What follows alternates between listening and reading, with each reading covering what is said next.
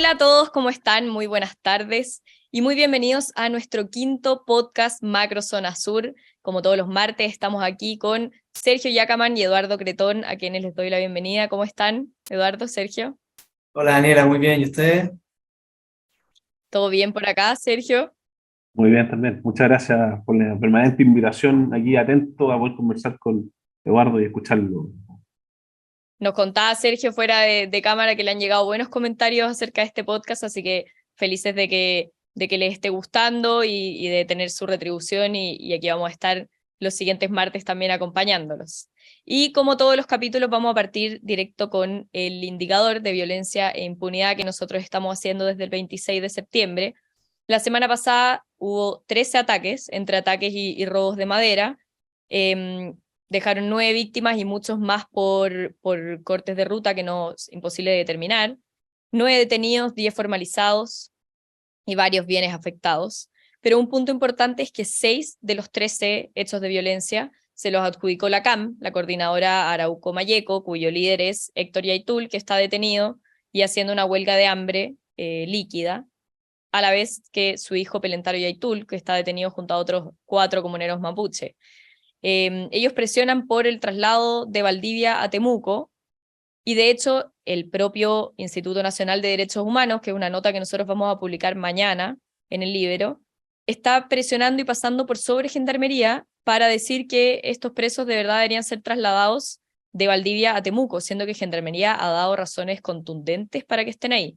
Entonces, partir por ese punto, los hechos de violencia, y preguntarles por esta presión del INDH, ¿qué rol tienen defenderlos y pasar sobre Gendarmería, por ejemplo, Eduardo?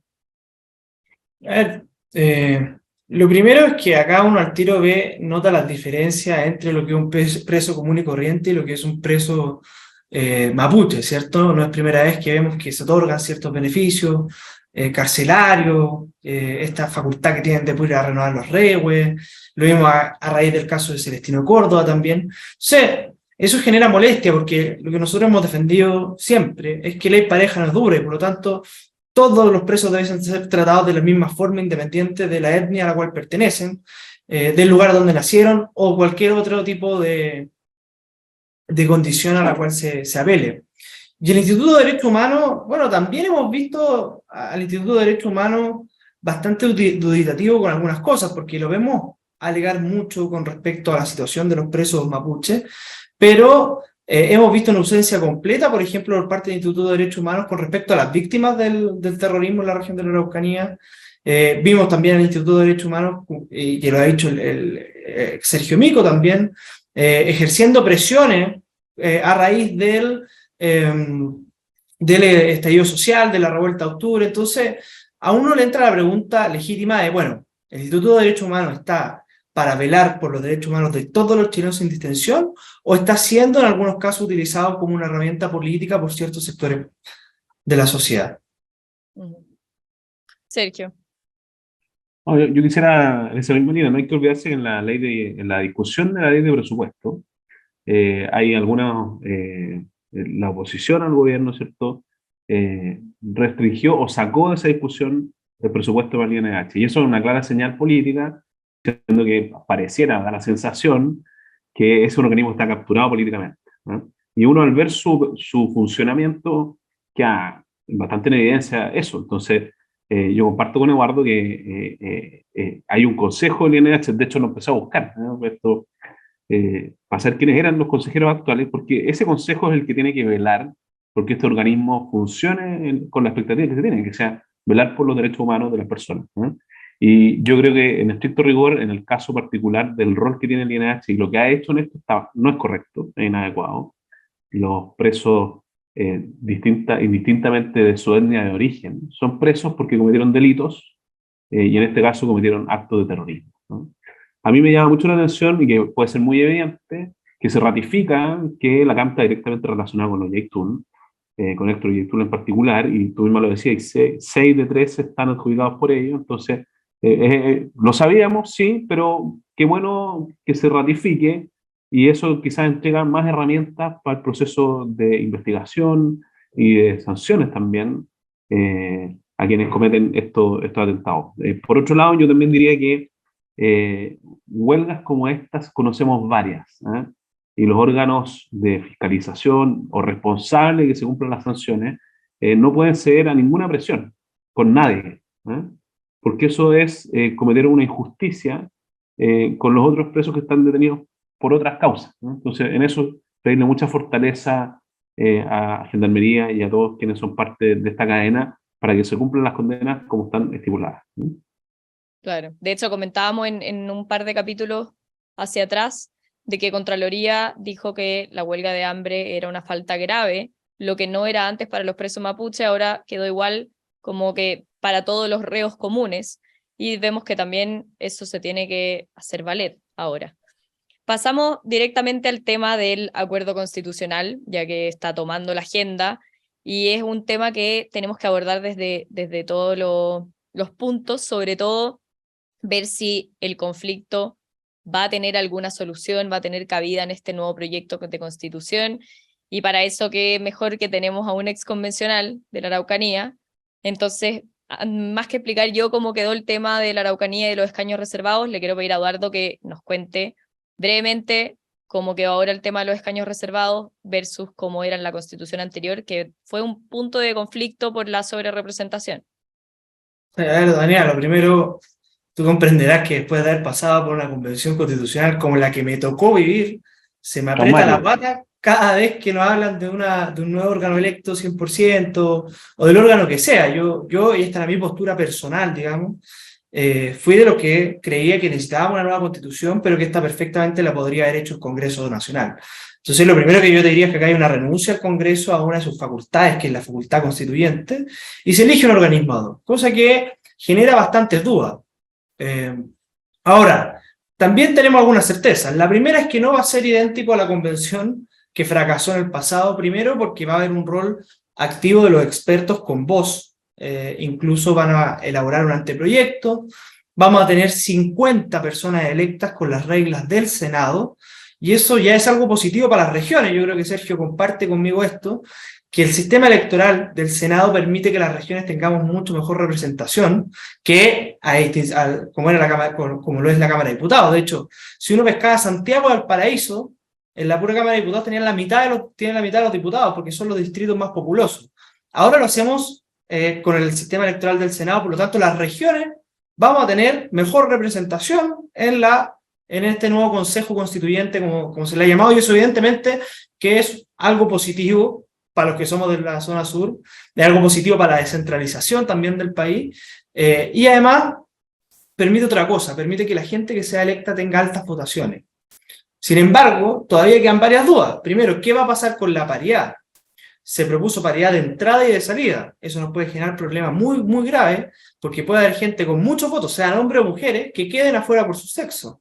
Y segundo, ¿qué es lo que pasa con los escaños reservados? Porque si bien no se establece un sistema de escaños reservados como el que tuvimos, que fue completamente nefasto, sí se establecen escaños supranumerarios para pueblos indígenas.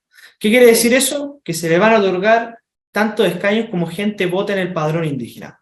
Nuevamente muchas dudas abiertas. Primero, ¿quiénes van a poder votar en el padrón indígena? Recordemos que la izquierda empujó fuertemente la vez pasada esto de la famosa autoidentificación. Y segundo, ¿se va a respetar el acuerdo como se firmó ayer?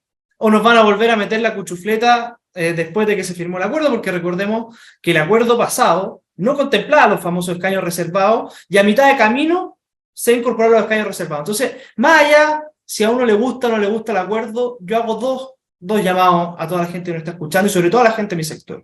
Primero, defendamos el acuerdo como está hecho. Que no nos vuelvan a meter goles a medida que va avanzando el tiempo, porque eso fue lo que ocurrió la vez pasada y vimos cómo terminó. Y segundo, más allá de si nos gusta o no nos gusta el acuerdo, desde hoy día tenemos que ponernos a trabajar para que los mejores de nuestro sector puedan llegar a ese Consejo Constitucional, porque ya sabemos lo que significa no tener una mayoría en una convención constitucional, porque ya sabemos los peligros a los cuales nos podríamos enfrentar en una convención constitucional. Entonces, si a uno le gusta o no le gusta el acuerdo, eso ya está, lo zanjaron las fuerzas políticas ayer. Hoy día lo que nos corresponde a nosotros es empezar a trabajar desde ya, para que los mejores de los nuestros lleguen a ese Consejo Constitucional a defender la idea de la libertad. Ujú. Antes de darle el pase a Sergio, un punto que me parece importante, esto del padrón indígena. ¿Es posible que este padrón se infle, por ejemplo? Que finalmente se inscriban personas que no son indígenas, que tenga una sobrerepresentación, que incluso candidatos quieran asegurar su cupo, por ejemplo, yendo por ahí? Eduardo, antes de darle el pase a Sergio. Mira, lo que ocurrió la vez pasada en la discusión fue que lo que se había propuesto era la autoidentificación. Era no tener un padrón y que la gente que dijera, oye, yo soy indígena y quiero votar por indígena, lo pudiese hacer. Finalmente se terminó estableciendo un padrón indígena, hoy día cercano a los 2 millones de personas en total que tienen la calidad indígena en nuestro país, de los cuales votaron 280.000 personas, más o menos, la elección pasada. Si eso se mantuviese ese padrón y fuese con esa votación, estaríamos hablando de 1 o 2 escaños supranumerarios máximo. Lamentablemente no queda claro en el acuerdo si es que esos escaños supranumerarios van a ser dependiendo del padrón indígena. No queda claro si es que las personas indígenas van a poder votar solo en el padrón indígena o también van a poder votar en el otro padrón. Y esos son tipos de cosas que vamos a tener que estar muy atentos. Ahora, lo de fondo y lo que yo siempre he creído es que en democracia las personas tienen que estar ahí por sus méritos, por sus talentos, por su esfuerzo, y no por el lugar donde nacieron o por el grupo o el pueblo indígena al cual pertenecen. Entonces, desde el minuto en que tú planteas ideas como dejar fuera candidatos que han ganado la urna por su sexo, sean hombres o mujeres, ya me parece poco democrático. Y establecer privilegios democráticos para algunos por pertenecer a un pueblo indígena, también me parece poco democrático, porque en la democracia tenemos que ser todos iguales, desde el rico hasta el pobre, desde los indígenas hasta los no indígenas, todos tienen que valer lo mismo en una democracia, y cuando se empieza a establecer criterios, dependiendo del grupo al cual pertenece una persona, se empieza a cambiar un poco este concepto de democracia por un concepto de cuoteocracia, donde importa más el grupo al cual uno viene, que los talentos y las ideas que defienda un determinado candidato. Ujú. Sergio, sobre el acuerdo en general, lo que comentaba Eduardo. Yo primero creo que tiene muchísimas diferencias con el proceso anterior. Ocurre en un contexto también muy distinto al país. Acuérdense que la negociación anterior fue en medio del estallido, donde la tensión social era muy distinta.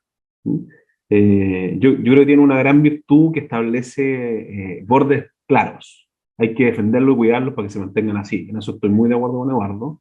Creo que eso es muy virtuoso, desde ese punto de vista. Creo que la representación de las regiones, lamentablemente, lo que decía Eduardo es imperfecto, pero entiendo el comentario, porque en Biobío, cuando Biobío se divide entre Biobío y Ñuble, quienes participaron de esa decisión en el Parlamento no encontraron nada más eficiente e inteligente que de los 5 senadores que tiene la región del Biobío, 2 se asignan a la región de Ñuble y Biobío queda con 3. Teniendo tanta más población como Araucanía y Maule, tenemos menor representación en el Senado, por lo tanto vamos a tener menor representación en la Convención Constitucional que va a vivir ahora el proceso. Entonces, ese es un error que hay que corregir, ¿no? No sé si alcanzamos a corregirlo, pero Biobío, que es la segunda o está entre las regiones más influyentes del país, no puede ser que quede subrepresentada en el proceso constitucional que vamos a vivir, dada la relevancia histórica que tiene esta región. Yo primero entonces decir que me parece que es un acuerdo que tiene buenos bordes, eso hay que cuidarlo. Estoy muy de acuerdo con Eduardo. Segundo, nosotros vamos a quedar subrepresentados como región, pero más allá de lo propio de Biobío, creo que es importante que se viva un proceso democrático que se cuide. Yo lo que entiendo de lo supranumerario es que va a ser de acuerdo a la cantidad de personas que voten, pero eso ya tiene una restricción, Eduardo, que en el fondo un porcentaje de la población ya es de origen indígena, por lo tanto puede tener un tope máximo, o sea, ya no van a poder ser 50 ni 17 como fueron antes, sino que van a ser 1 o 2, creo que está entre el 11 y el 20%, dependiendo del territorio, y O sea, va a depender de la votación. Si todos votaran, igual claro. estaríamos hablando de 6, 7 escaños, que en un universo de 50 es una O sea, bancada. podría llegar a 6, tú Va a dices esto y yo depender, pensaba que... va a depender de cuánta gente vote. Entonces, ahí es donde están las dudas, que no queda muy claro Mm. todavía No, ahí con el... quedaría sobre representado. Yo creo que lo justo fuera porque tu voto igual al mío. O sea, no porque yo sea colorín va a tener mi voto va a valer más que el tuyo. No porque yo tenga un origen indígena va a tener un porcentaje más alto. Yo creo que eso hay que precisarlo y corregir, ¿no? Pero entiendo el espíritu y me parece que corrige lo que se hizo en el primer proceso. Llegar a 17 era una locura, ¿no? sobre representado, y además nos llevó es uno de los motivos que llevó a tener esa pésima propuesta que creo y espero que el proceso que se va a ir ahora, teniendo los bordes que tiene, teniendo el consejo, ¿cierto?, de expertos, debe ser llegarse a una mejor propuesta, que además todos van a tener la posibilidad, porque va a ser un voto obligatorio, de poder decidir si es lo que queremos como chilenos o no, o aprobar o rechazar, pero en virtud de lo que se presente. Yo soy de la posición que hay que evaluar lo que resulte del proceso que se realizó. Y me gusta mucho que tengan los bordes que tiene, ¿no? Uh-huh. Parte de estos bordes, aprovecho de meter el concepto, es el terrorismo. Se incluye en el borde, de hecho aquí tengo mi torpeo, en el punto 3 dice que la Constitución consagrará que el terrorismo, en cualquiera de sus formas, es por esencia contrario a los derechos humanos. Esa es la única vez que se incluye, ya partimos de esa base. ¿Les parece que era necesario que estuviera el término, que faltó incluir el conflicto como tal, o que ya hablando de terrorismo, uno sabe que se está hablando de la macrozona sur, qué terrible, pero pasa eso también? ¿Creen que está bien? ¿Qué les parece? Sergio, partamos contigo. Sí, gracias, estaba como ansioso.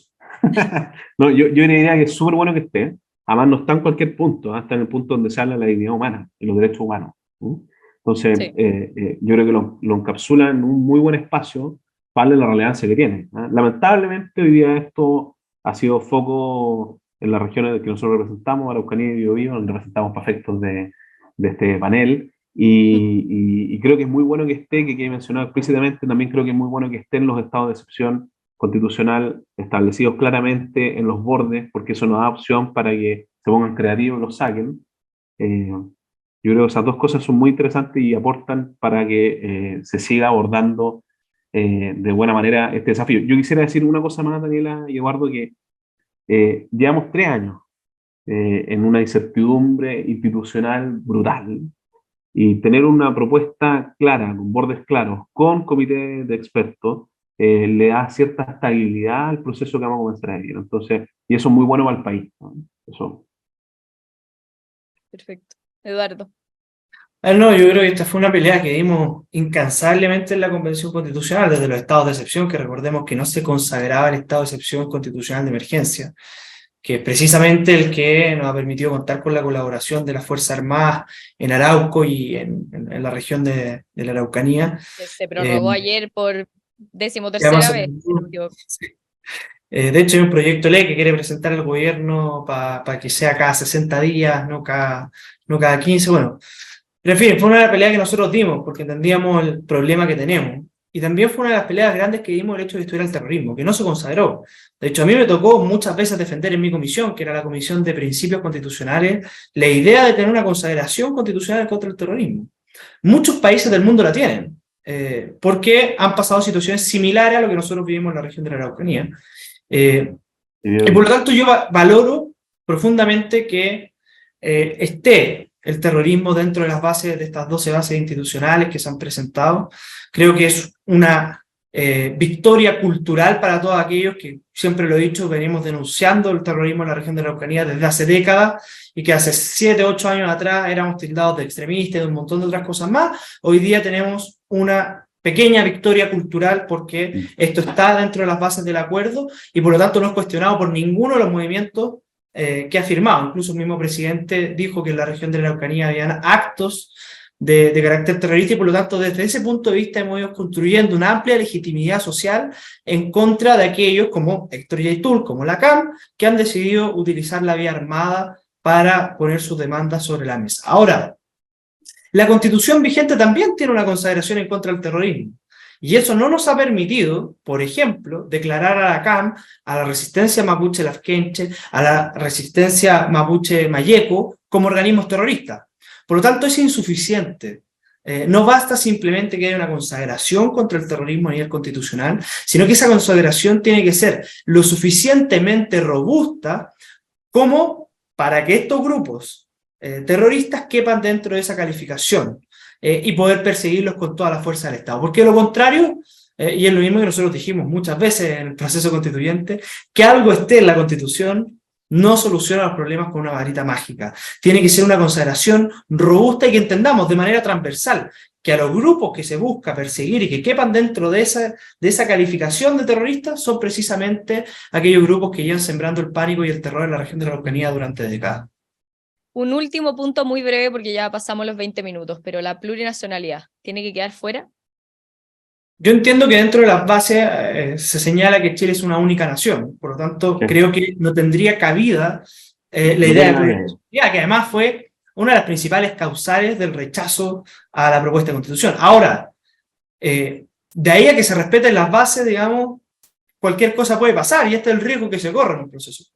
Yo lo que veo es que hay sectores del mundo mapuche, del activismo mapuche, Pedro Cayuqueo y todos los intelectuales en general, la misma Elisa Loncón, los intelectuales del mundo mapuche, siguen con la tesis de la plurinacionalidad. No la han abandonado.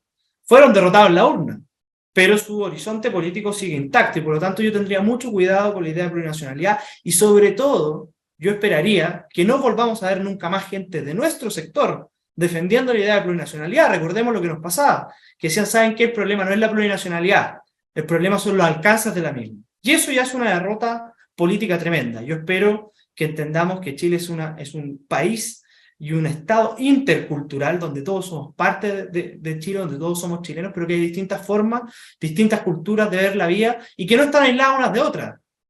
Uno aprende mucho de la cultura mapuche cuando le toca convivir con la cultura mapuche, así como hoy día hay mapuches que también han adoptado formas culturales, por ejemplo, en materia de religión. Lo comentábamos hace un par de semanas, la mayoría de los mapuches son evangélicos. Entonces, yo tendría cuidado, si bien por las bases creo que no hay cabida para la plurinacionalidad, la amenaza sigue latente y eso es algo que hay que tenerlo muy, muy claro al minuto de ir a la urna a votar si es que nos toca eventualmente en este nuevo proceso. Sergio, ¿un último comentario sobre eso? No, yo creo que fue muy categórico el triunfo y claramente fue una de las cosas que movilizó a las personas. Yo estuve en varias conversaciones con gente de distintos lugares y el tema de la plurinacionalidad era un tema que generaba mucha incertidumbre, mucho malestar. ¿Por qué un trato diferente? Entonces, yo creo que eso no hay mucho margen para que logre, más allá que haya intelectuales o personas que estén bien por ello, que sigan fieles a sus principios y sus ideas, pero yo creo que la democracia triunfó y varios par de nuevos. Entonces, hay que trabajar en una propuesta constitucional que sea respuesta a lo que Chile quiere hacer en los próximos 30 años. Y la gente demostró categóricamente el 4 de septiembre que el sentido común pareciera ser más común de lo que creíamos y el voto fue muy notable y eso se va a volver a repetir. Entonces, la expectativa es que, teniendo los bordes que tiene, la propuesta de constitución sea una propuesta que se haga cargo del Chile los próximos años. Bien. Sergio Yacaman, Eduardo Cretón, muchísimas gracias. Gracias a todos quienes nos están viendo, especialmente a la Red Líbero, como siempre, les agradezco a ellos. Y vamos a estar nosotros tres analizando también este proceso, viendo qué pasa con este lado más olvidado del conflicto, así que nosotros vamos a estar ahí atentos y siguiéndolo. Sergio. No, yo creo que es muy importante para el próximo programa que conversemos sobre el tema de la elección del fiscal nacional. Que en los próximos días el gobierno entiendo que tiene que presentar, y también una prueba para efecto de la gobernabilidad. Acuerdo que hace poco presentó un candidato, se cayó, ahora se logra el acuerdo. Yo creo que hay que estar muy atentos y leer harto para que en la próxima conversa abordemos ese tema bien de fondo. Bien, eso. Lo vamos a tener presente. Muchas gracias y nos Gracias. vemos Chau, el próximo martes en un nuevo podcast Macro Zona Sur. Chao, nos vemos. El Líbero, la realidad como no la habías visto.